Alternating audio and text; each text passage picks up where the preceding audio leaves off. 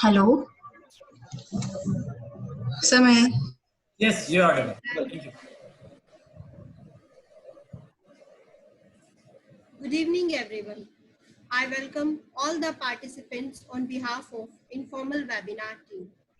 Topic for today's discussion is Surrogacy Laws, Future in India.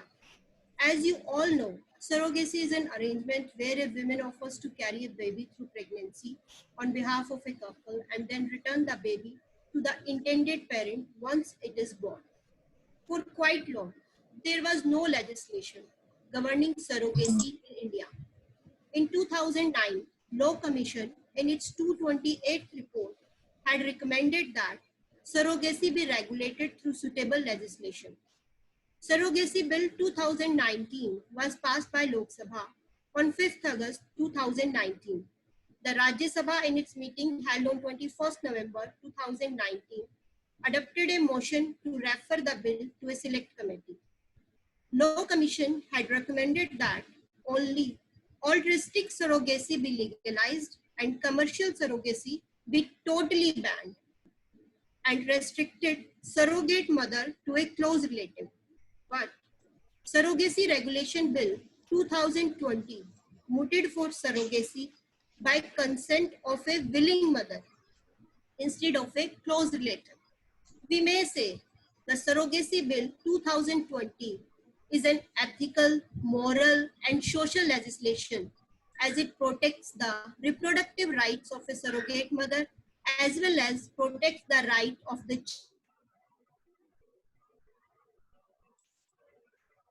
in ancient time as well. It is widely mentioned in our mythology. It was not only practiced but socially accepted and even respected. Kartikeya, the god of war, often termed ironically as the god of fertility, was born out of surrogacy through Shiva and not Parvati's womb, the surrogate mother being Ganga. Some people may not understand what is the need of legislation in surrogacy and may say, if both the parties are consenting for a cause, why it is needed to be regulated? To understand, I would like to share a mythological story with all the listeners which quantify the importance of legislation to protect the rights of surrogate women. I found the story of Madhavi, a classic story of home on rent, which I could not resist to tell. Madhavi, the beautiful daughter of King Yayati, who was blessed with a rare boon that she would mother emperors, and with each childbirth she would regain her virginity. She was given by King Yayati to one Rishi Galav, as he could not furnish the Rishi's odd request for 800 white, black-eared horses, his Guru Dakshina for Vishwamitra. Galav offered Madhavi to three kings, Haryasva of Ishwakures of Ayodhya, King Divodasa of Kashi, and King Ushinara of Bhojanagri, who each gave him 200 Ashwamedhi horses in exchange for an heir or successor. Finally, Vishwamitra, by accepting Madhavi, forfeited his claim of the remaining 200 horses. And that's how Galav's debt is clear. After all this, Yayati arranges for Madhavi's Swayamvar. As many suitors, including the three kings who had sons by her, were keen to marry her. But Madhavi, disinterested in marriage or childbearing, chose to retire to the forest to live as an ascetic. Madhavi's story is a lesson then and even now, while displaying how the then society endowed women with respect after they had served the purpose of propagating royal densities. It echoes eerily on the exploitation and commodification of today's women too. Madhavi's four sons grew up to become great kings and are aware of the birth and proudly call themselves the sons of Madhavi, preserving deep love and reverence for their mother. However bizarre or shocking this story may seem, one cannot always impose current standards and perceptions of contemporary society on these ancient people who acted according to socio-ethical modes of those times to define and influence their behavior.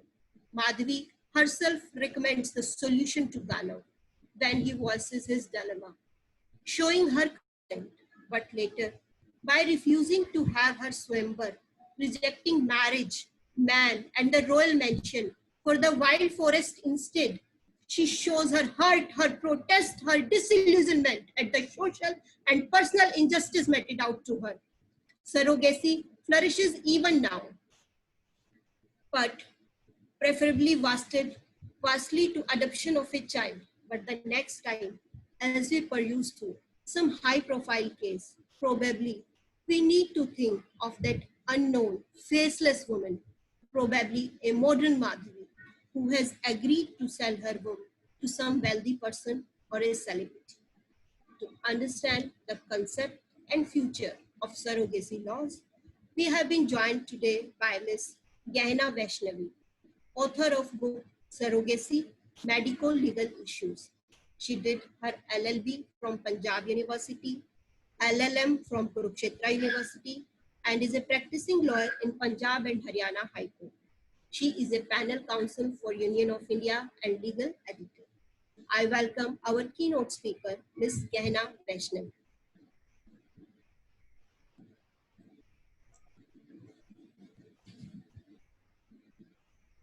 Ma'am, unmute yourself.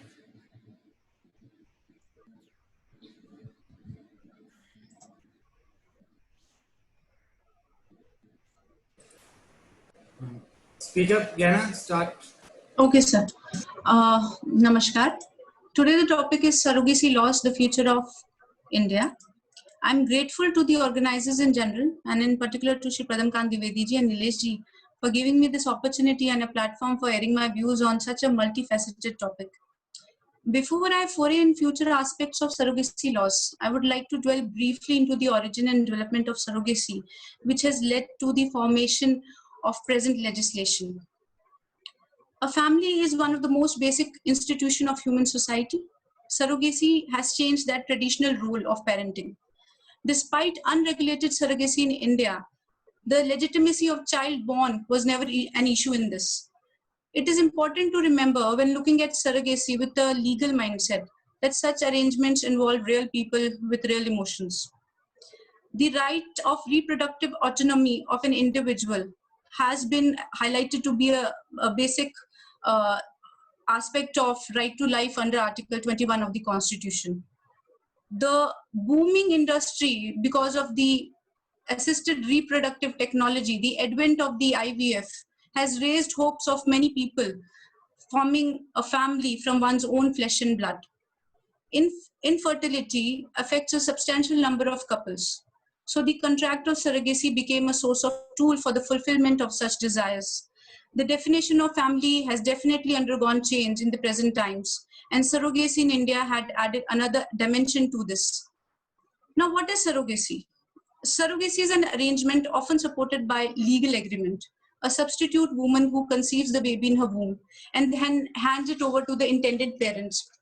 Herein, the child is the product. However, in India, a child in a womb is treated as one already born. As can be seen from the Indian Penal Code, clearly in sections 312, 313, and 318, which provides for the punishment to any person who injures a child in the womb. Surrogacy abroad. Now, in places like Argentina and US, surrogacy is allowed. American laws, though, vary from state to state, but in some European countries, it is illegal. And there is a complete ban there. In Nepal, surrogacy is not allowed, though it was earlier allowed for Indians. And in United Kingdoms, Denmark, South Africa, Australia, and Canada, Greece, only surrogacy, altruistic surrogacy is allowed. Commercial surrogacy is still legally allowed in Russia, Ukraine, and because of a case scandal in Thailand after Baby Gami's case, better known as Baby Gami case, commercial surrogacy was banned for foreigners. But near to Thailand, there is Cambodia, which now has become hotspot for commercial surrogacy tourism. So such surrogates who are traveling from Thailand to Cambodia, they are known as traveling surrogates. They are from Thailand, but they have to travel to Cambodia to deliver the child because now it is banned in Thailand. In France, Germany, Spain, Sweden, Italy, and Iceland, surrogacy is banned in all forms. So significance in India, what is the significance? The Law Commission of India in 2009 in its report described this industry of assisted reproductive technology to be a pot of gold, approximately about 25,000 crore. The first known case of surrogacy involving a single man in India was that of Mr. Amit Banerjee. He was a divorced chartered accountant working in Kolkata, and he had a biological child by a surrogate mother. For this purpose, he had taken help of two women, one who donated the egg, the other who carried the fetus. This was the case in 2005. Now, our very own case in Chandigarh of traditional surrogacy was in the year of 1997. This is a case of Nirmala. She was working as a maid in one of the houses and her husband was paralyzed. She could not arrange a paltry sum of 50,000 rupees. At that time, it was a very big sum in 1997. So where she worked in one of the houses, a woman told her polite that she's a barren woman and she wants a child through her husband, and could Nirmala could help her out. So in this case, what were the afflictions? Why this case came to the court was because she found out that it will amount to adultery, and that she will be detained under Immoral Traffic Act. So with little money, she had approached a lawyer, and there the case was taken up. So herein the court declared her that because she had her husband's consent, finally it was stated that it will not amount to adultery. So after that, various newspapers reported as well. Like in 99, there is a Indian newspaper report which carried that villager in Gujarat served as a surrogate for Jammu couple. Perhaps this is the first time wherein there was as many as 18 women in Gujarat who had worked as surrogates. Now, types of surrogacy. How IVF changed the outlook of surrogacy in India. First, there was only traditional surrogacy. A traditional surrogate mother has a genetic link to the child. Gestational surrogacy, its advent is due to the IVF. The egg of an intended mother or a donor is fertilized using IVF technology. A doctor implants the resulting embryo into the uterus of surrogate mother. Altruistic surrogacy, wherein the surrogate mother carries the baby without any monetary consideration. She may be related, she may not be related, but there is no monetary consideration in this. Commercial surrogacy. Now, this is opposite to altruistic surrogacy, and this is what is being banned by our legislation now. So, this type of surrogacy, basically, wherein better known as rent and womb surrogacy, it was recognized in the year 2002. So, we generated a lot of revenue due to this medical tourism in India. India generated a lot of revenue. And ICMR guidelines, though, were vague. They were like, there are very few points in it which I would like to highlight, because 4,000 workshops they conducted before creating ICMR guidelines. They invited the top bureaucrats, the expert in legal field, and also views of infertile couples were taken. But in all the eventuality, these were just guidelines which were not followed by any art clinic, and there are several newspaper reports to prove it. Some cases might be even unreported. So what I would like to highlight the relevant points are that the clinic must not be party to any commercial aspect in donor programs in gestational surrogacy. Now, this is the first thing which was violated. Sex selection procedure is not allowed at any stage. Use of sperm donated by a relation or a known friend of either the wife or the husband should not be permitted. It will be the duty of the art clinics to obtain sperm from the appropriate banks. Surrogacy by assisted conception should be considered only for such patients for whom it would be physically or medically impossible or undesirable to carry a child to a term. After such a concern-specific consent is taken, embryos may be stored for 5 years, and stored embryos may be used either for couple or for research purposes. So any sale or transfer of human embryos or any part thereof. Now, this is part of the current legislation as well, or of gametes in any form, in any way that is directly or indirectly to any part outside the country must be prohibited. Any cloning of human for delivering replicas must be banned. So a child born through art should be presumed to be a legitimate child to the couple born within wedlock, and all the attendant rights of parentage, support, and inheritance. Now, as per the study in the year 2012 by the Confederation of Indian Industries, nearly 10,000 foreign couples visited India solely for reproductive services, and nearly 30% of them were singles or homosexuals. So after this report, a lot of things changed. But I will now first dwell upon the problems associated with surrogacy. Now, what problems did we face due to surrogacy? So this incident which I'm about to report is about a Jamaican lady, which it is a newspaper report. So she came all the way from US carrying her husband's sperm, and a woman in India donated an ovum, and a woman carried that baby. She agreed to be a surrogate mother. Now, the regional passport office there in Hyderabad refused to give any this citizenship. They declined to issue passport to the child which was born. This is the case of this is in the year 2011. This is the case. Now, she had only three options in this case: either to get her husband here in Hyderabad for DNA sampling, or to approach the US embassy, because there was no Jamaican embassy at that point of time, or to undergo the process of legal adoption and guardianship. So she could not be a legal guardian of the child. No, she could not be adopt the child, because it applies to Hindus only under Hindu Adoption and Maintenance Act. But she could be a legal guardian. So this kind of problems we faced from when there is a foreigner involved. Now, a case of abandoned children. There was a recent case in 2014 itself, wherein an Australian couple abandoned the child because of the gender of the child, and certain cases wherein the surrogate mother they face a lot of hardship. This incident wherein I'll not mention the name. This is of Gujarat. Now, in the year 2012, this woman P, she was already married. She had 2 children. She consented to be a surrogate mother for an American couple, so that she could provide better education and living condition for her children. But unfortunately, she died in 8 months of her pregnancy. The child born was premature, and the doctors were, it is observed herein that the doctors were more concerned with the birth of the baby than the safety of the life of that poor patient. So police did not deem it fit to investigate this case.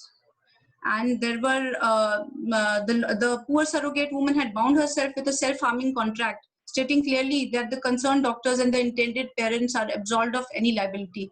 So the loss of life herein cannot be compensated by monetary relief. Now, there is now this story is from Mumbai, wherein a girl of 17 years underwent egg retrieval in a hospital. She died on August 10, 2010, just after 2 days of the procedure, complaining of severe abdominal pain. Her parents had no knowledge of her being operated upon for such IVF procedure, and she was operated earlier as well. So she again went for it because of the money, easy money, the lure of the money. But herein, because she was 17 years of the age, the girl was a minor. So therefore, her consent was no consent. There are now, after rules, what has changed? Now the bill was introduced, surrogacy bill regulation was introduced in 2016 as well. There were several introduced earlier. But what has changed after that? See, now I will give 2 news reports. In 2018, a 64-year-old man was arrested by Hyderabad police for harassing a woman he had hired to be a surrogate mother of his future child. In 2019, Kolkata police arrested a woman and a doctor involved in surrogacy racket. So this is the reality of the risky business, and it is being exemplified by these cases, and these are the cases which are being reported. So there are so many unreported cases of maternal death due to surrogacy. We don't have any account of it, or of such laws or malpractice. So the goal definitely of the lawmaker is to avert such an exploitation of surrogate mother. But we need to understand this is a 3-party contract. Hospital can also be the victim, the child can also be the victim, the intended commissioning can also be emotionally blackmailed or blackmailed by the surrogate mother. So there is a huge complexity in this case. But I'll also convey one more case of the year 2013. Now, why it is important? Because herein a managing director of a Medicare Research Foundation in Bengaluru was arrested because he had, it was done to curb this commercial surrogacy, but he had cheated people in the name of success achieved in IVF procedures. So this kind of abuse and exploitation either of the surrogate mother or intended parent should also be checked. So he was arrested. Now, what is the role of judiciary in such cases where there were vague guidelines of the ICMR 2005 and art regulation of, no, it came in 2008, but I'll quote some important cases which were which were in newspaper reports because of citizenship issue. Now, this is a case of baby Manji Yamada. A Japanese couple came to India in late 2007. They hired a surrogate mother to bear a child for them. But unfortunately, in June 2008, this couple divorced due to matrimonial discord. And this child was born in July 25, 2008. So the problem was the mother, the intended mother, she refused, the ex-wife, she refused, she did not want to have the baby. She realized neither she was related with baby at any level, like biologically, genetically, and she did not consider the contract to be legally binding on her. Surrogacy contract, which she signed along with her husband. She did not consider it to be legally binding on her. So theoretically, the baby Manji case, wherein there were three mothers, the intended mother, who contracted for the surrogacy, the egg donor, the gestational surrogate. So legally, this child had no mother. But under the terms of the agreement, the egg donor's responsibility had ended what she gave the egg. The surrogate's job was over as soon as she gave birth to the child.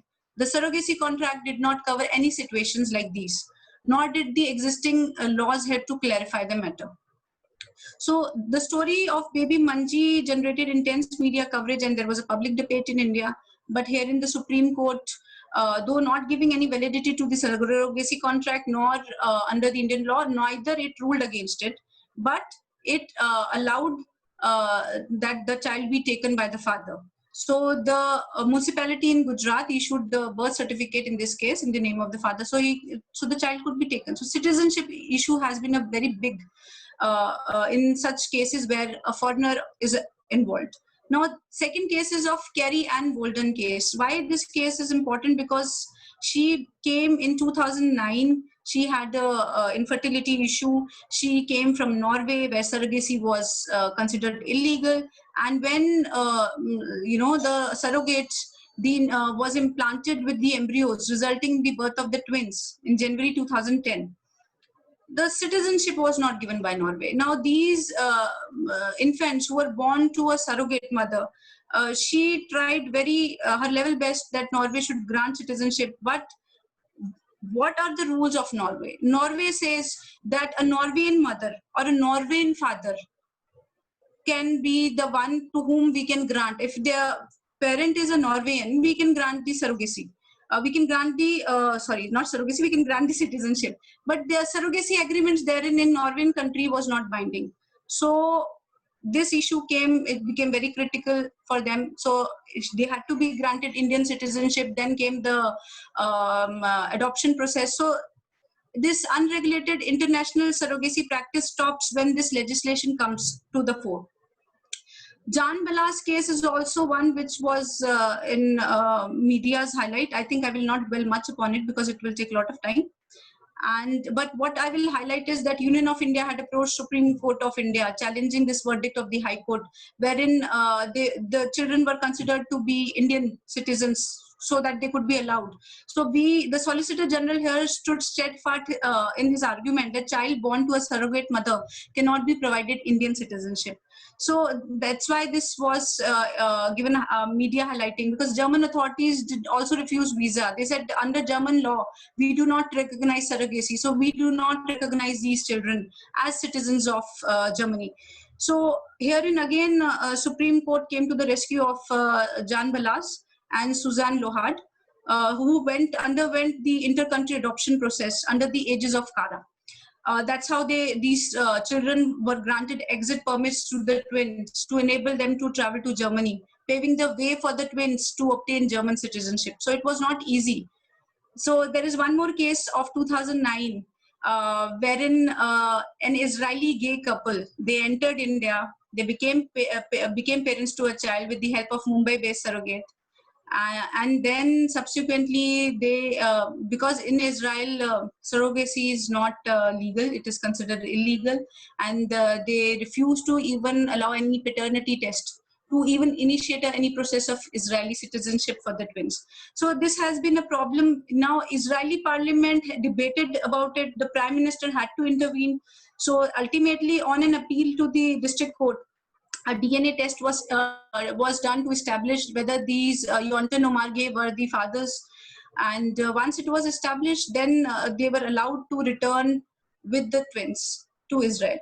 So there is one more case of gay Spaniard couple in 2011. They also came to India. Female twins were born to them through a surrogate mother in India. So there have been many cases. And there is an unfortunate case of an Indian. Now herein the parents wanted the child who was just 27-year-old. He had cancer, testicle cancer. So, hello? Hello?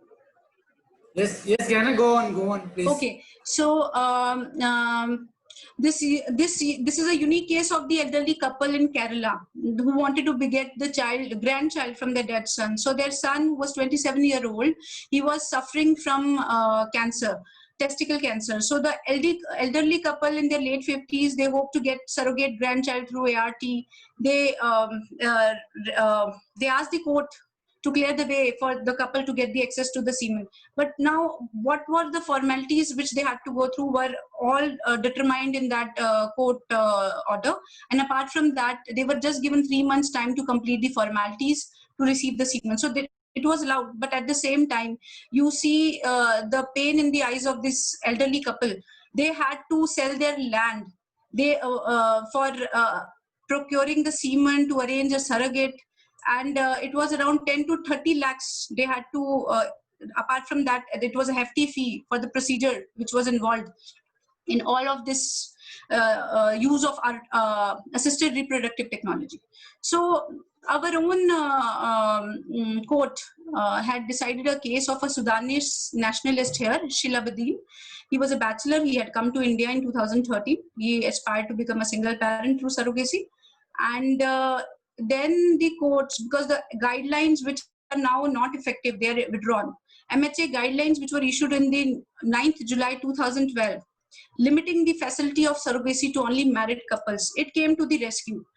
Restrictions were imposed that no single foreign nationals and unmarried couples coming to India for the purpose of surrogacy on medical visa, they were not allowed. It was prohibited. So the guidelines by the MHA were put into practice by Punjab and Haryana High Court, which passed the order while relying on central government's reply that the guidelines issued by the MHA on July 2012 under the Foreigners Act regarding regulation of surrogacy in India shall prevail over any similar guideline issued earlier. So I will go briefly through certain guidelines of MHA as regards India. There were successive drafts of art regulation bills in 2008, 2010 and 2013. They were reportedly proposed acts in India while dealing with the problems associated with surrogacy. But there should be no interference in the reproductive rights or freedom of choice available to an individual. It has to be kept in mind. Now, in case of MHA guidelines of 2012, they were withdrawn. And also the MHA guidelines of 2014, they were also withdrawn by the circular dated November 3, 2015, wherein foreign nationals, including overseas citizens of India, OCI cardholders, intending to visit India for commissioning surrogacy, now no visa is currently being issued by the Indian mission post to foreign national to visit India for commissioning surrogacy. Now, when this circular was issued, there were certain cases which were still pending of surrogacy. So in effect, if there were any surrogate mothers who were due at that point of time, so there was a loophole given in the circular itself. But certain conditions were laid down, like they had stated ki, however, for the child born through surrogacy already commissioned on or before the circular, exit permissions are to be decided by the FRRO, that is Foreign Regional Region Office. So so a question was put ki And this key, all such cases which needed to comply following conditions before visa is approved for a foreign couple. Now it was on case-to-case basis. What were the conditions? Surrogacy is recognized as legal as prevalent in laws in the country of visa applicant. So from wherever the person is coming, if it is approved there, it is not illegal, so that will apply. Otherwise, it will create a hurdle for a child to be taken there. Surrogacy was commissioned by the parents, foreign national, including the OCI card holders, in compliance with the extant procedures. Gestation commenced before 3rd November 2015. So this was the deadline considered for it. After this, nobody can obtain any medical visa for any foreigner could not obtain. It was prohibited completely. Nobody could obtain any medical visa for surrogacy tourism in India. So there are some other conditions as well in this MHA guideline, but I'll go towards now the Surrogacy Regulation Bill 2016, which was introduced in Lok Sabha after a bill was filed in 2015. So this bill regulates altruistic surrogacy and it prohibits commercial surrogacy. Now, why was it needed this commercial surrogacy prohibition? Why was it needed? What were the problems which we were facing? I would like to highlight few problems which have occurred due to the use of assisted reproductive technology. And it is these problems which have been faced by the couples who are married and who are who's really suffered greatly because of this procedures which were unregulated and the fact that there were medical negligence cases. So one is from Kerala, wherein a woman, this is a case of 2004. This woman, I will name her X, she was impregnated by the gamete of another donor who was not her husband. Herein, the doctor of the clinic stated that the patient and her husband had given oral consent to the use of donor sperm. Now, why it was done? Why they were desperate, so they did not check whatever documents they signed, wherein they had consented for, they had given their consent. So here, the oral consent was also considered valid. The second case is wherein a woman had undergone laparoscopy in Bangalore. This woman died, and she was having this treatment since 2 years, infertility treatment. Now, why I'm mentioning this problem? Now I'll come to even a problem which occurred in Chandigarh itself. This is a case of Chandigarh. This is the incident of 2012. Herein, the woman had, on the advice of her gynecologist, underwent IVF treatment. She suffered a perforation in her intestine, and she was admitted to GMCH Sector 32. And she was diagnosed with secondary septicemia caused on the account of IVF pickup. So IVF egg pickup. So now the consumer court gave her damages in the case, but herein a life could have been lost had this not been checked properly. So there are certain cases of medical negligence which is not covered in the Surrogacy Regulation Bill, but it is related with the assisted reproductive technology, and it has caused several deaths which are reported in the newspaper. So there are 2-3 more cases which I will not dwell upon. One is of Jalandhar, one is of Kochi, and one is of Chennai. So all these cases wherein women have suffered, they were suffering from infertility and they tried their hands on IVF and they suffered greatly. So I will now dwell upon this Surrogacy Regulation Bill of 2016 a little bit, what it highlights, the basic points only. Only Indian citizens who are married for 5 years could opt for surrogacy. Age criteria was also given in this of female as well as male. For male, it was 26 to 55 years, and for female, it is 23 to 50 years. Now, the cases wherein the couple had children, they could not opt for surrogacy unless child is suffering from fatal illness or a disease or physically, mentally challenged. The surrogate mother in these cases were also defined, and certain criteria as to her being a close relative. Now, this close relative has been changed in 2019, and in the Select Committee report as well as in the Surrogacy Regulation Bill 2020. So they have given a wider definition. They've removed the close relative. They say willing woman now. Now the fact that what was introduced in 2016, that she could only be a surrogate once in her lifetime, whereas in ICMR guidelines they were giving 3 to 5 live births should be there for being a surrogate mother, though there was an age criteria there. So a court order concerning the parentage and custody of the child to be born through surrogacy. Now, this was a very big change. A court order was required. So, an input, we are now keeping a data as to who is commencing the surrogacy. So, does it impine on the privacy of that intending commissioning parents, knowing fully well now that we have commercially surrogacy has been prohibited and now it is altruistic surrogacy? So, this is the next question which comes to the fore. Insurance coverage for surrogate mother was provided. It was 16 now in the this regulation, but now in the regulation of 2019, it was stated to be for 16 months. And then after that, in surrogacy regulation bill of 2020, it is stated to be 36 months, the insurance coverage. Now, what was the purpose of immediate bringing of this surrogacy regulation bill 2016? Basically, it was done to safeguard the interest of women and child, like legitimizing the parentage of the child. Consent of the surrogate movement to be taken only after explaining to her all the side effects of such procedure, which was not done earlier. Only the monetary consideration was shown. She was not explained what can happen to her, whether she's willing after knowing all the problems she can face. So, to provide a statutory enactment as regard working of IVF clinics. We have Medical Establishment Act under the MHA, but I think more is needed because each and every state has their own amendments as regards the Medical Establishment Act 2010. So, prohibition of commercial surrogacy by foreigners. These were the main highlights.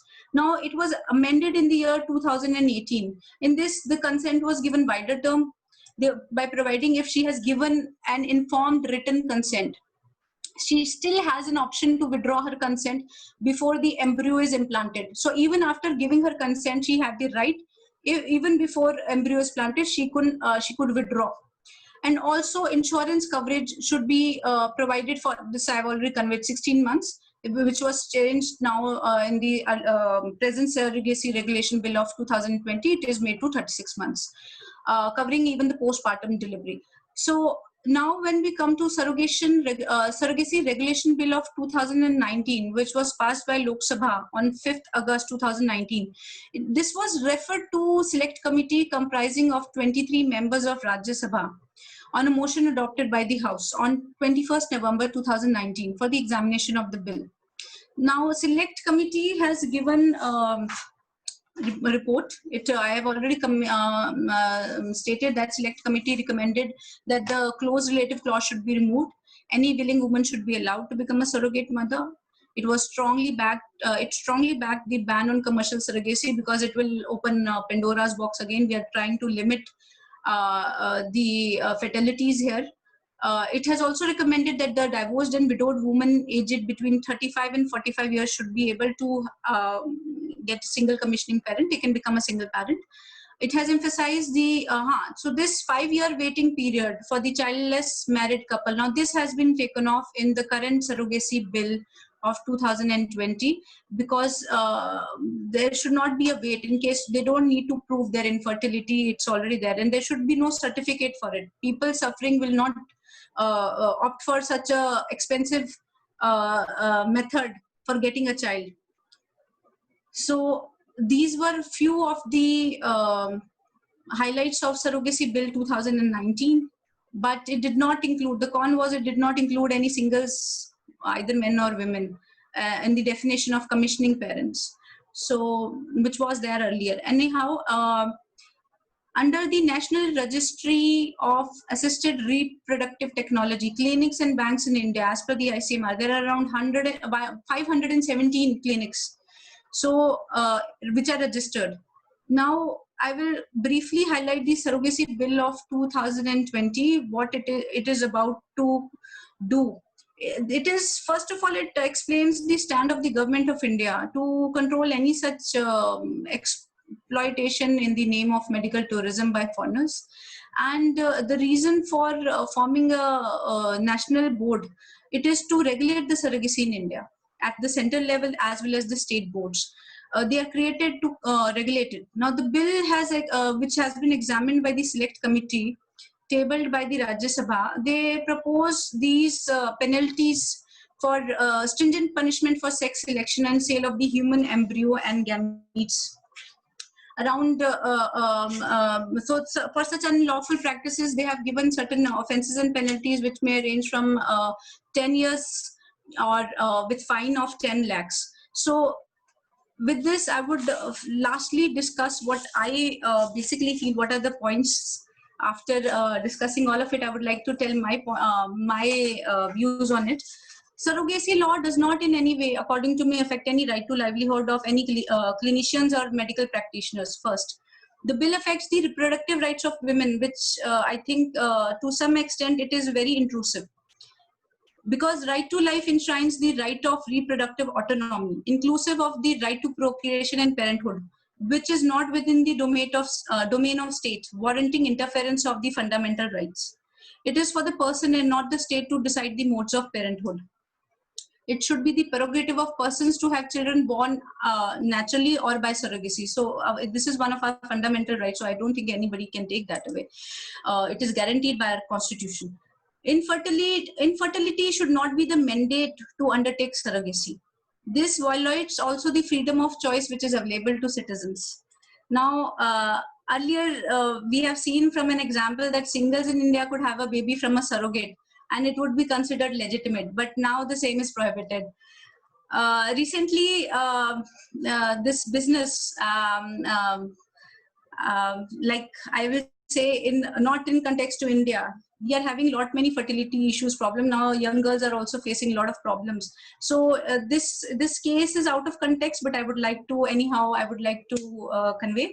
A girl in United Kingdom froze her eggs when she was just 13 years of age, and at the age of 28 years she utilized those frozen eggs.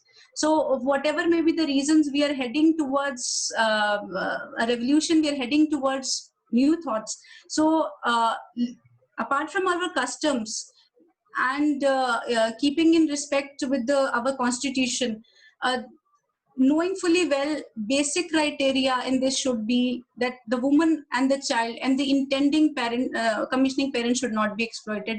There is a need that we have to help each and every party which is involved in the surrogacy agreement. At the same time, the basic menace of this commercial surrogacy of defrauding and cheating people has to be curbed. So this legislation introduction has somewhat bit curbed many cases wherein a person could be defrauded. At least something is being done, which was not being earlier because it was vague.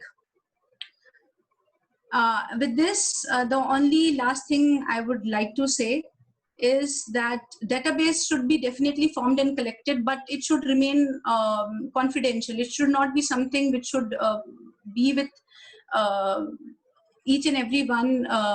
It should be there with the government, but at the same time, it is for keeping checks and balances, not to provide data to the mainstream people. I don't think the names of people involved in surrogacy should be highlighted as such, though in case of foreigners it is.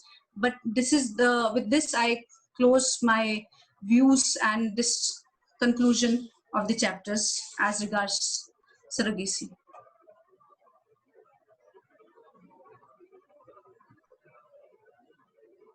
Over to you, sir.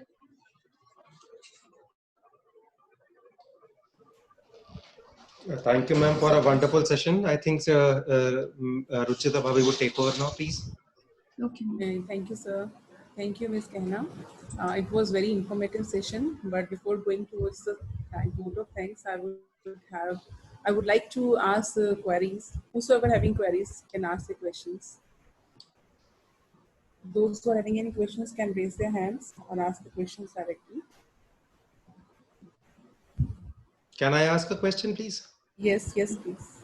Ma'am, my question is that you've been reading that there have been so many bills of 2019-20. Ultimately, what is the end line that if someone wants to go for surrogacy would have to comply with the conditions mentioned and then would have to apply to the court first in hand and then can plan a surrogacy? How is it like that? See, unfortunately, that is the one thing which is there in our surrogacy regulation bill, that a court order is required, not less than metropolitan magistrate. It is, there is a punishment also. Unfortunately, it has entered the legal domain as well. But when we are highlighting this fact that now there is altruistic surrogacy, when we are highlighting this fact that Section 377 of the IPC has been decriminalized, I don't think a wider definition was required. I don't think the involvement of courts were required, because even if we say family courts were required only in the cases where there were medical negligences. But yes, in this case, for legitimizing the child, they have unfortunately put this clause. It was a private matter, but now they have put this clause that it has to come before. The certification has to come from the metropolitan magistrate, we would require. So in a way, they are trying to keep checks and balances, but at the same time, it will go to the court. It will be highlighted that, okay, these people have commissioned a surrogate mother. So it will pose a little bit of a problem, because now it will come in public domain. And that would mean that they'll have to give the name of the biological father, mother, as well as the surrogate mother as well. Yes, that is the basic concern. It should not be there in the papers. It should not be there in the court orders. But like in abroad, they don't mention the name of in certain courts. They don't mention the name of the parents. They don't mention the name. They are referred to as ex or some other name. Pseudo name is given, but they don't mention their names.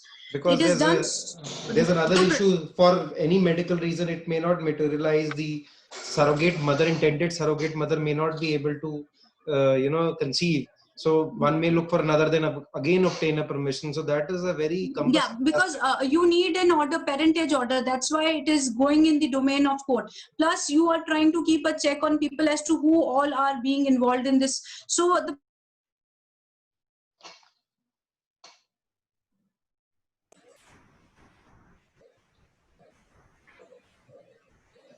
There's a Jana. Is back.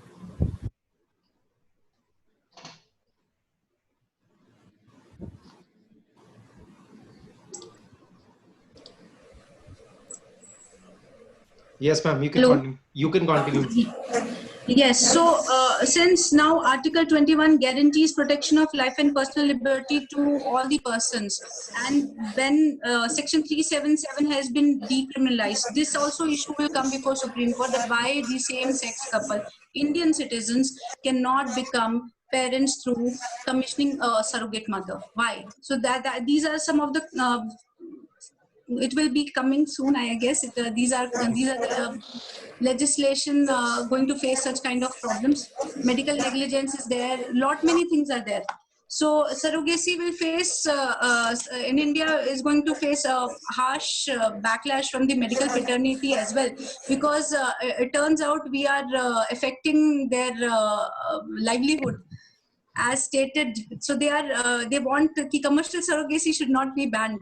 Which at least allow it to the NRIs or the Indians which are abroad, PIOs, they should be allowed. So that should not be done. I think we don't know whether they'll take back. Suppose if there is a case of a child born out of Down syndrome, there is a very good chance that that child will be not taken. He will be abandoned by the parent, irrespective of the fact he is an Indian, but he is abroad.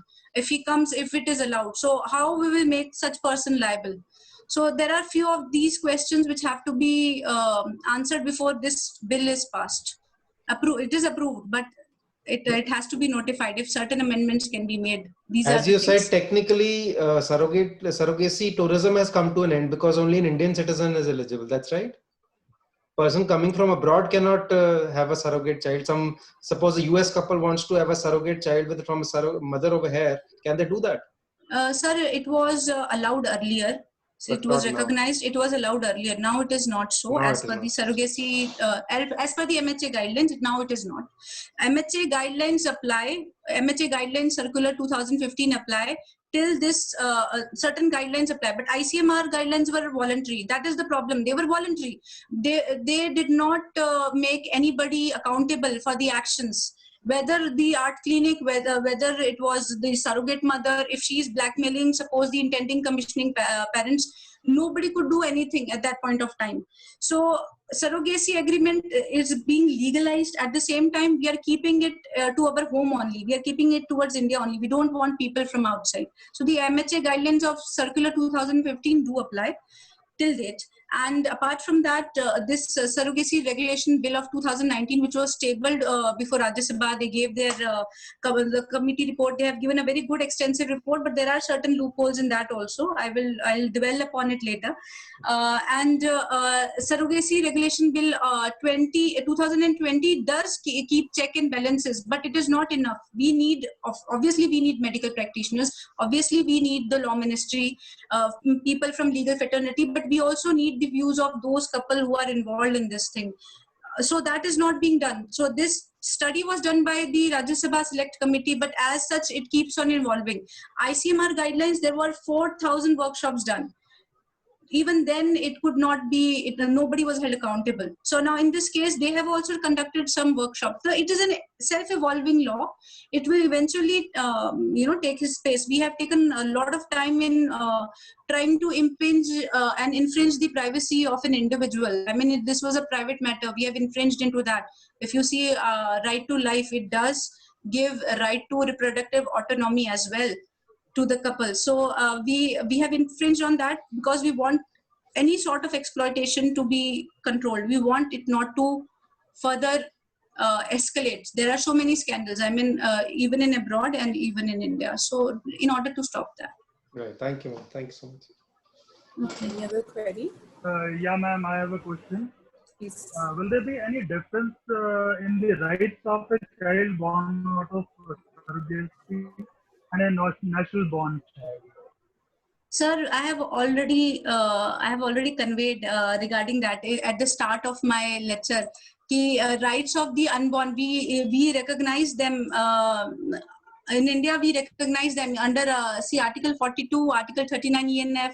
We recognize the children. Even in IPC, we have given them any punishment to a person who injures a child in womb. So we have already recognized the rights of unborn as well. So in case of a child born of surrogacy, obviously he will be having all the rights as of a child who is naturally born. So that was legitimized by ICMR voluntary guidelines in 2005 itself. They said the child which is born out of it is legitimate. But the point was they had made those guidelines voluntary. So legalization is basically just a recognitional aspect. People who have been commissioning intending parents, like in cases of abroad, foreigners, they were adopting their own children because their law in that country, their country where it is illegal, they were not willing to accept them as the citizens of that country. So they wanted now these children will be rendered stateless. So for that purpose only, the surrogate children's will be considered as legitimate children. Though the natural children we say have rights, but these children are also born for a purpose because the couple were infertile. So for all intent and purposes, these children will be considered as legitimate children. Right, ma'am. Thank you, ma'am. Okay. Mr. Ajay Kumar Jindal is asking, in case of medical negligence, who will be responsible if such a child be Indian citizen? And which law of country will be capable? See, in cases of negligence. Repeat the question. Yeah, please do. The question is, in case of medical negligence, who will be responsible? And if such a child be Indian citizen, which law of country would be applicable? See, the law of if it is now in India, this case is of India, so Indian laws will apply. And if it concerns an person from abroad, now so that is not possible because we have prohibited it. It will come under the IPC Act, and also certain other acts like I know this Act of 1994. I will just convey. Human organ. Kindly give me some 2 minutes. This is okay. It will come under. Human organ transplant. Yes. The Human Organs Act 1994. It bans the sale of human organs, loaning of organs, and any commercialization of trade in human organs. So it will come under that also, ma'am. And in continuation of that, he asked that if such a child is abandoned, from whom he can claim the maintenance. See, that is the problem. The only reason why you would abandon this child is because he might be suffering from Down syndrome, or he must be having certain defect, and you are not willing to accept such a child. So you are going to abandon him. The thing is, now that child becomes the property of this custody of the state would apply, because we, as per our constitution, because the mother is surrogate, she's an Indian. Though we don't consider her the child to be an Indian citizen, but still now the laws have changed. Surrogate mother, having given her genes, having given her ovum, so he, for all intent and purposes, will be considered an Indian citizen. So the child where is born, the state will take over it. State has to take over the custody of the child and provide the shelter. That's the problem, and the state will initiate any action against such a person who has abandoned. So certain laws have to be reformed as well in the process of extradition, which should not be allowed. It becomes very difficult where a foreigner is involved, because it's very difficult to get them for this purpose. Thank you so much. I think Ajay sir has been satisfied with the answer. Okay. Anyone else who want to ask the question?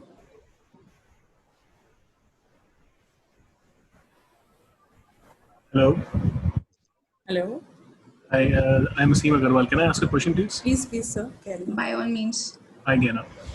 Since you're referring to the Down syndrome, it just occurred to me that during the 4th month of the pregnancy, there's a double marker test that is done. Yes. And it is in this test that all such anomalies are generally detected. And parents Yes. do get a choice to abort the pregnancy there itself. So in case of surrogate pregnancy, in case such a anomaly is detected, who gets the right to call the shots? The mother who's holding who's nurturing the baby, or the parents, the intended parents? Obviously both. When it is not dependent on one factor. I don't think an intended parent would want to have a child who is having a Down syndrome, and at the same No, time the certainly they surrogate would not mother want will not to- be paid. She'll be paid till that time only when she's carrying the child. So see, in surrogacy they pay as per the installation. As the surrogacy progresses from 2 months to 4 months to 5 months, they are being paid to carry the child. So till the time she's carrying the child, like say in the 4th month, she has been given some money. Till that time, she's being paid in the installments. If the child is stated to be having a Down syndrome, she will also be having a right to say whether she wants to keep the child, because she's not going to keep the child for herself. She has been commissioned as per the agreement, and it is written in their agreement as well, in case of any defects, any mitochondrial defects, any Down syndrome defects which are detected. It can be at times when it goes undetected as well, but if it is detected, that's why it is being done. So she also has a right to say no to the pregnancy. At the same time, even the concerned person. But in case of a 4-month, I don't know if there is any changes now. 20 weeks, MTP Act 1971. There are certain changes which have been brought to the fore, but I don't know whether they are going to apply as well. But right now, as per the Medical Termination Pregnancy Act, which is going to be introduced in 2020, they are going to change the limit as to at what time this abortion can be done. The reason why I was asking this question is because there's a judgment by Honorable Mr. Justice Chauhan of our High Court. This case had arisen with regards to the right of a woman solely, or whether it is the right of the father as well as the mother both to take a decision whether to retain a pregnancy or to get it aborted. Yeah, sir, that is different in case of surrogacy arrangements, because see, in surrogacy arrangements, they are signing a contract. So all these things are taken care of. All these things are taken care of. The law takes care of these things. It gives right to The surrogacy, no. in surrogate mother also. No, see, it's a tripart agreement. I don't know whether the hospital they finalize the agreement or but it should be read to them. So it is one of the things which is already written there. The doctors make sure that such kind of things should not arise. But in case if it happens, that's all right. I'm just saying that whether the law provides specifically, or you're just giving your own viewpoint on this. No. I'm not giving my own viewpoint. I'm just stating what facts are there. See, there was a case wherein an Australian couple, now this is a case of 2014 only, where they abandoned the child. He was having a Down syndrome. They abandoned the child. It was a very big thing.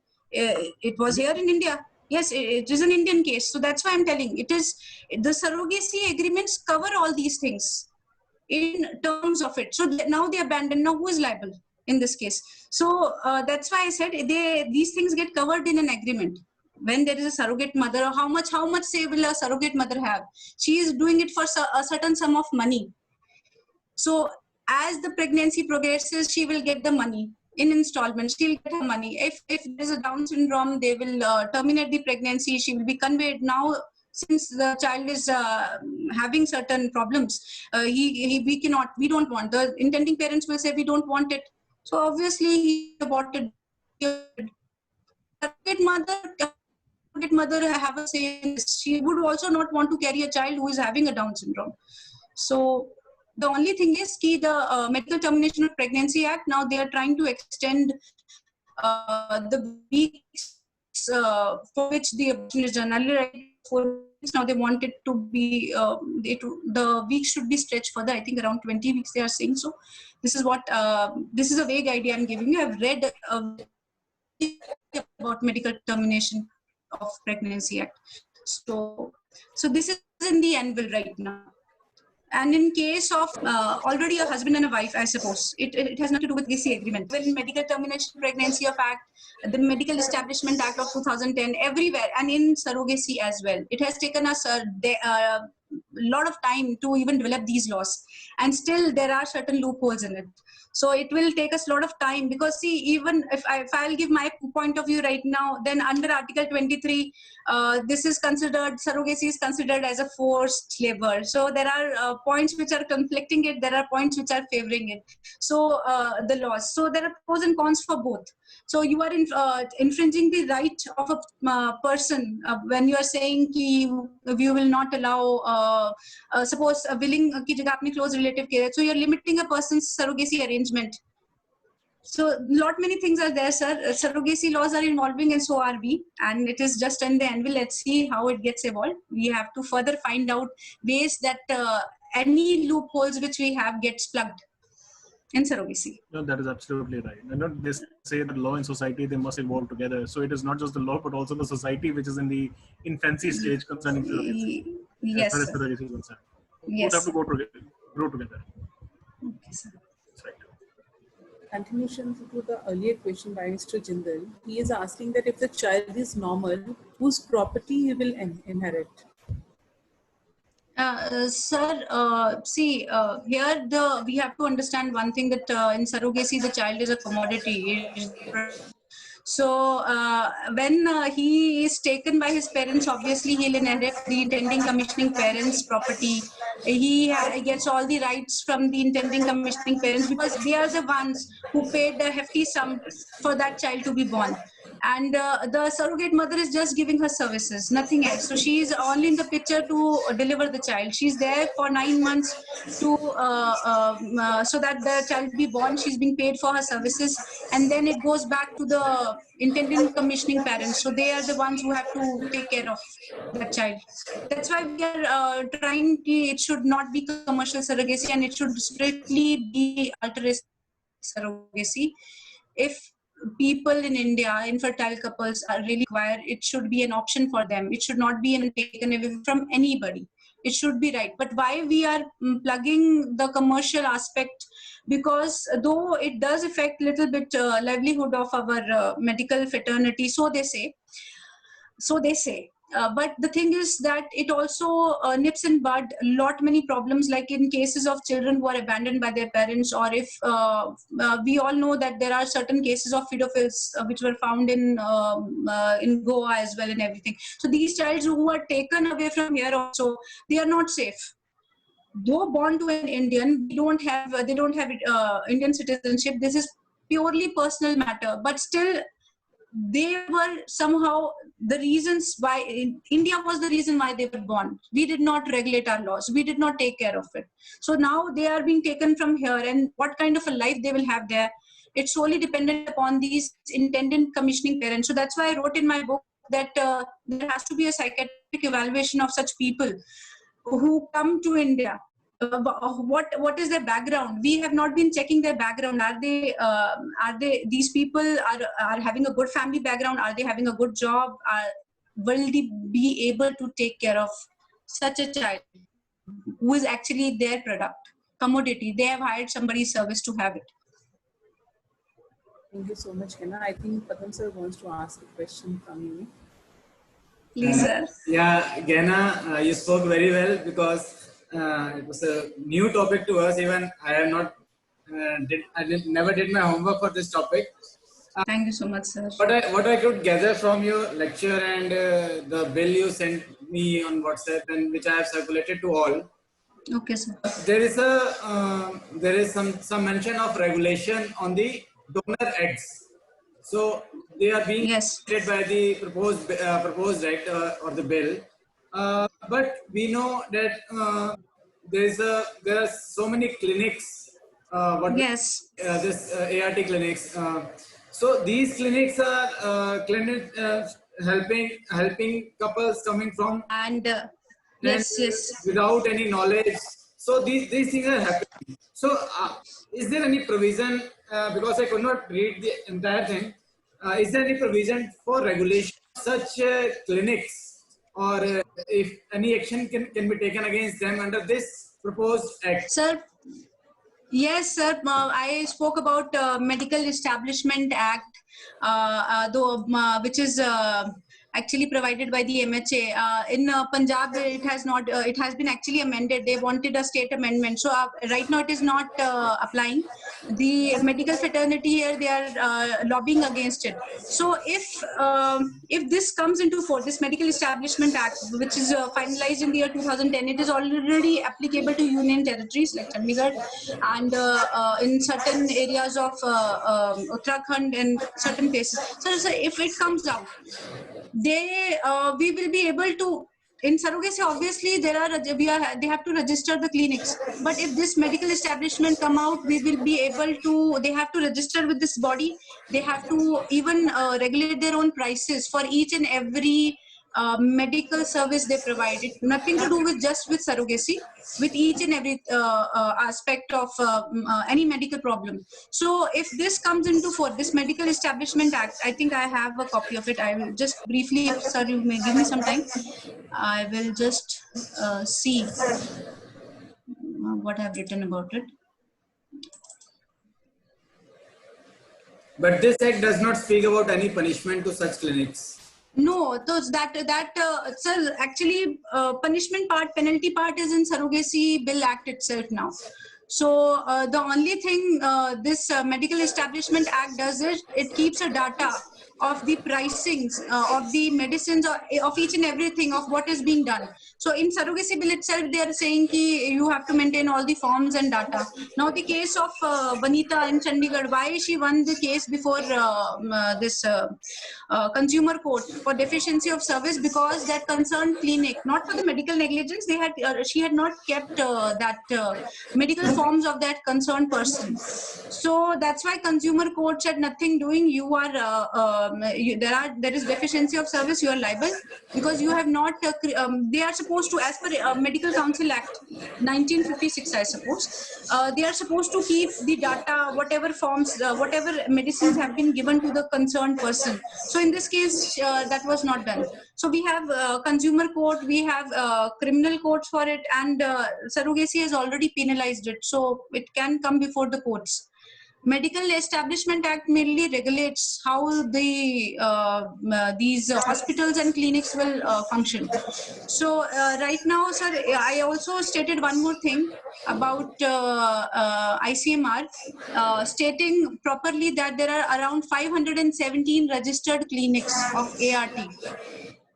So apart from this, if there are fly-by-night clinics, it will be very difficult even for this regulation to detect such fly-by-night clinics, because we don't know whether these clinics have been registered or not. So there has to be a database for the clinics which are registered within certain state. The state board has to give it an accreditation. So it will help in monitoring such clinics. Okay, if there is recognized, it will not be in the database of such organizations. So that is one way to keep a check on them. Thank you. Thank you, Gana. Okay, sir. Thank you so much, Kena. And I once again invite upon all the participants upon Zoom and Facebook, if they are having any queries, they can ask questions. I think there are no more questions. Yes, there's a query from Mr. Sagar Deswa. Welcome, sir.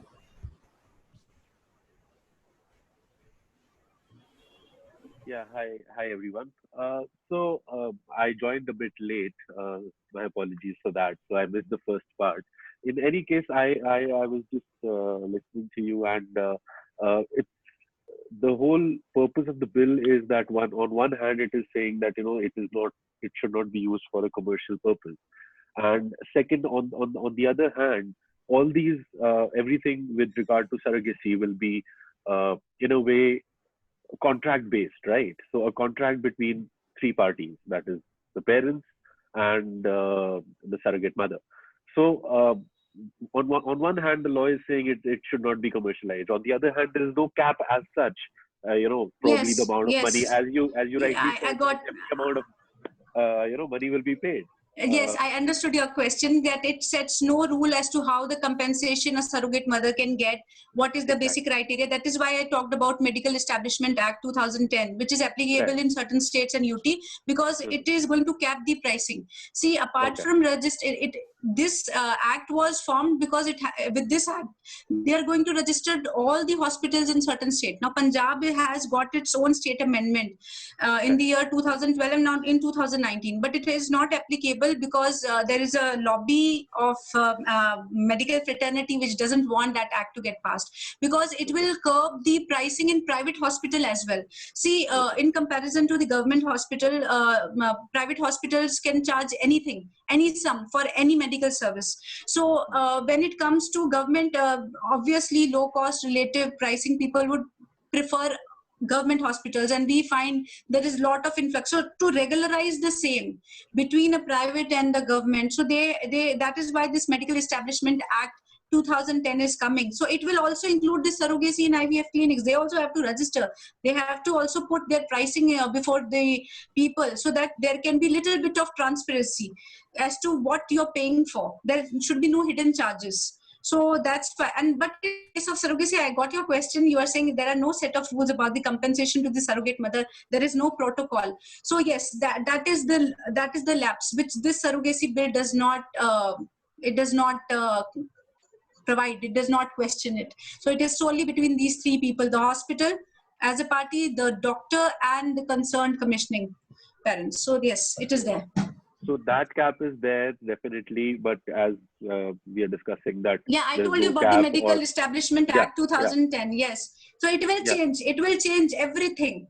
Medical Establishment Act, once applicable in all the states in India, it's gonna change everything. It will revolutionizing the pricing of each and every medical service. So it will help, because they have to register. They are supposed to show at what level. So they have to, but because it is disadvantageous for such hospitals to do so. So that's why they are lobbying against it. This is the reason. I got that part. What I'm trying to say is that as we are discussing that three parties: the husband, wife, the couple, and the surrogate mother. So when we say that there should not be commercialization in this manner can be yes, if I may complete. Yes. Commercialization in this way can be in two manners. One, the service being provided by the hospitals. Second, the people, the surrogate mothers who are who are intending to be surrogate mothers, and the amount of compensation they are getting. So these are the two ways it can be commercialized. So you've rightly answered, and you've told us about the commercialization part from the medical institutions. Sir, since you entered late, I will convey certain things as well. See, sir, commercial surrogacy is banned completely. It's prohibited now as per the legislation. But That's right. altruistic surrogacy has been given a wider meaning now. First, in 2016 Act, it was about close relatives. Now they say a willing woman, a willing participant, may right. not Right. be a relation, may not be Yeah. your relative. So the only expense which you're going to give her is the hospital charges, the out-of-pocket expenses for her well-being, so that the child which is going to be produced is healthy. So these are the only expenses they are saying in altruistic surrogacy. So commercial surrogacy they are banning completely because they want to nip it in bud. They don't Right. want to do anything with commercial surrogacy. Now they want to nip it in the bud. Yes, it does affect the medical fraternity because to them they're saying at least you allow the NRIs, the non-resident Indians, the OCIs. But if you look at the UK legislation of surrogacy, see, we have heavily borrowed this surrogacy legislation from them. So when you look at their legislation, you will see even they don't allow the non-residents Right. of those who are not their citizens. They don't allow them surrogacy. They don't allow them any, not one bit. They don't say, okay, you are from Britain, but now you are living in Africa or China or anywhere else. No, you are not allowed. If you are not the citizen of their country, you are not allowed Right. commissioning. Yeah, so that is what India is trying to do. It is one of the countries now taking further step. I don't know whether it is in the right direction or not, but yes, certainly it will keep certain checks on exploitation. See, it's not Right. just the surrogate mother who gets exploited. It is there can be an emotional blackmail of the intending commissioning parents as well. That's So we right. don't Yeah. know at any given stage anybody can be the victim in these three parties. It can be the hospital as well. It might be a small clinic. It can be that also. So what was basic requirement to bring this was that there has to be a cap on medical negligence cases, because medical negligence cases arising out of IVF rarely go reported. There are newspaper reports, but we hardly take care of it. Now, there was a Srushti Medical Care in Bengaluru. In 2013, we have taken, so he said, we perform successive IVF this thing, but he cheated a lot many people in that. Gabi had a lot of money, minted a lot of money out of it, but then he got arrested in 2013. So unless and until we bring certain guidelines to keep a check on them, which are effective, I think MHA can do it. I think surrogacy bill legislation can do it. ICMR cannot do it. It can merely provide certain voluntary guidelines. We as a people are going to form certain views all the more now regarding this issue. So we are actually evolving the surrogacy laws That's right. as we go in future. Right. So apart from this thing, one must not forget that there is a need to stop unnecessary use of surrogacy, as it has been done in the case of Shah Rukh Khan. People who actually require, we should not say, okay, they have the financial status so they can go for surrogacy. No, that should not be the case. Why they have written this thing, it should only be for the infertile couples, because they want it to go to the needy.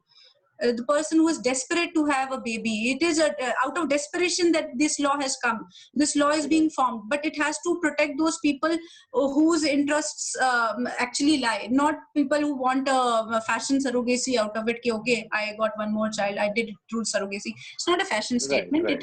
It is a person is very desperate to have a child. They want a progeny. So right to procreation is a right of every individual.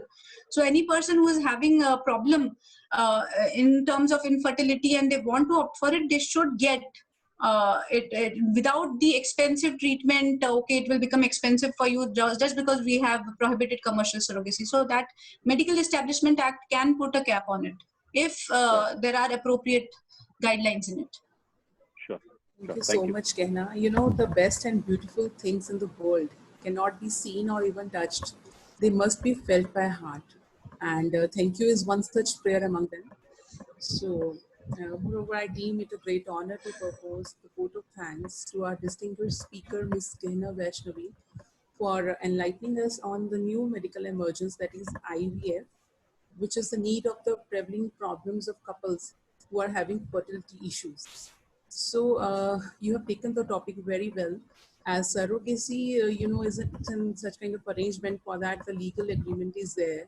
And Yes. you have made us each and every point very much clear in all aspects, I could say, that how the three parties, they have to go together for the legal agreement between them. And She has very well explained about the legal surrogacy scope all over the world, about the Law Commission of India in 2009 also. The cases in Chandigarh, she has cited a number of cases in Chandigarh and all over India and some in abroad also. So according to me, you've taken a very good insight towards the surrogacy, which even has taken us towards a malpractice or the risky business also, as you have told us earlier.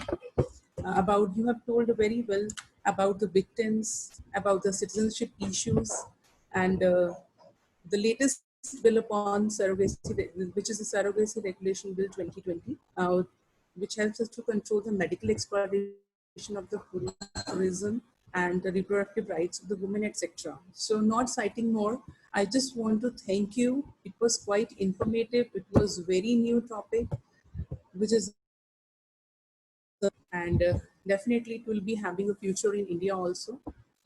It was the highlight of the evening, and which made the webinar very interesting and meaningful. That's why I think we have taken a lot of time today for the meeting. Everyone is taking a good interest in the topic. So we hope you all had a nice evening, and on behalf of the organizers and the audience and the participants upon Zoom, our Facebook Live, I personally thank the speaker of the day for the valuable information that she shared with us today. Next, I would like to express our profound gratitude to Mr. Dheeraj Jain also for joining upon the meeting on the Zoom channel. Thereafter, Mr. Jyoti Sharma, who has also given us the introductory part about the topic and told us about Ms. Gehna Vaishnavi, her achievements, her education, everything. Later, I would like to thank all who have helped us in making this webinar such a resounding success. Beside all this, I'll thank all the people who have participated overwhelmingly and making the webinar a success. Later on, I'll thank all the coordinators, the moderator of the event for making it a great success. Besides all these, there are many volunteers also who have been running around, arranging the speakers, doing a lot of things to having a successful webinar. And thank you so much, finally, the wonderful audience who have turned up in such a great number. Thank you so much for your cooperation. Once again, I thank all for your cordial cooperation. Thank you so much.